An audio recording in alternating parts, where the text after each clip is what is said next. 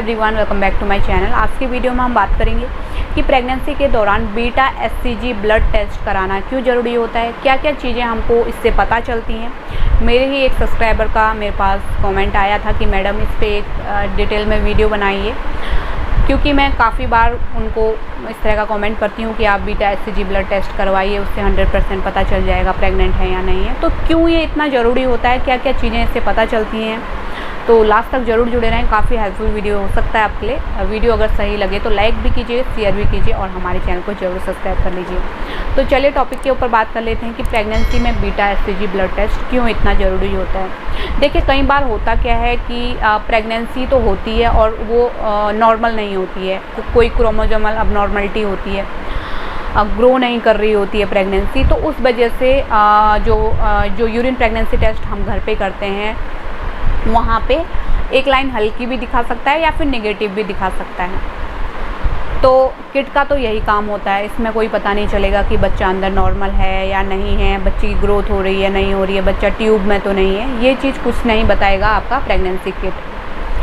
आप अगर जब बीटा एचसीजी की तरफ जाएंगे, बीटा एचसीजी ब्लड टेस्ट की तरफ जाएंगे, तो उससे आपको 100% पता चल जाएगा कि प्रेगनेंसी सही जगह पे है या नहीं है, या फिर प्रेगनेंसी अच्छे से ग्रो कर रही है या नहीं कर रही है, कितने दिन की प्रेगनेंसी है। ये सब बातें आपको बीटा एचसीजी ब्लड टेस्ट से पता चल जाएंगी। कई बार ये होता है कि बच्चा ट्यूब में होता है, तो ट्यूब में जब बच्चा होता है तो एचसीजी वो हार्मोन जो होता है वो यूरिन में काफ़ी कम डाइल्यूट होता है, काफ़ी कम मिला हुआ होता है, जिससे कि प्रेगनेंसी टेस्ट आपका नेगेटिव भी आ सकता है। तो जिससे कि कई सारी महिलाएं कन्फ्यूजन में आ जाती हैं कि हमें पीरियड नहीं आ रहा है और प्रेगनेंसी टेस्ट भी नेगेटिव आ रहा है, तो उस केस में बीटा एचसीजी ब्लड टेस्ट के लिए बोला जाता है। तो वहाँ पे पता चल जाता है, क्योंकि बीटा एचसीजी टेस्ट में अगर लेवल 5 आएगा तो वहाँ पे प्रेगनेंसी माना जाता है। अगर एचसीजी लेवल 5 से कम आएगा, यानी कि 5 से कम आएगा, तो वहाँ पे नेगेटिव होता है।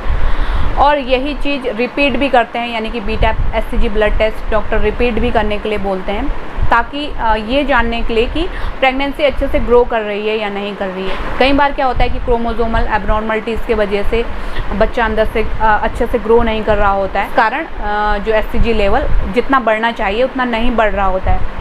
तो इससे भी पता लगाया जा सकता है कि अंदर अच्छे से बच्चा ग्रो कर रहा है या फिर नहीं कर रहा है। तो इस चीज़ का आपको खास ध्यान रखना। कई बार क्या होता है कि प्रेगनेंसी प्लान कर रही होती है फीमेल, उनको पीरियड भी नहीं आया है, 1.5 महीना हो गया, 1 महीना हो गया, और वो प्रेगनेंसी टेस्ट किए जा रही हैं और निगेटिव आ रहा है बार बार, और वो परेशान है। तो वहाँ पे एक बार उनको ब्लड टेस्ट यानी कि बीटा एचसीजी ब्लड टेस्ट के लिए जाना चाहिए, जिससे कि पता लगाया जा सके कि प्रेगनेंसी अच्छे से ग्रो कर रही है नहीं कर रही है भी या नहीं भी है, कहीं ट्यूब में तो नहीं है। कई बार ट्यूब में होने की वजह से देर में पता लग पाता है और ट्यूब ब्लास्ट हो जाती है, जिसको कि रिपेयर करना काफ़ी मुश्किल हो जाता है और सही भी नहीं होती हैं कई बार वो ट्यूब।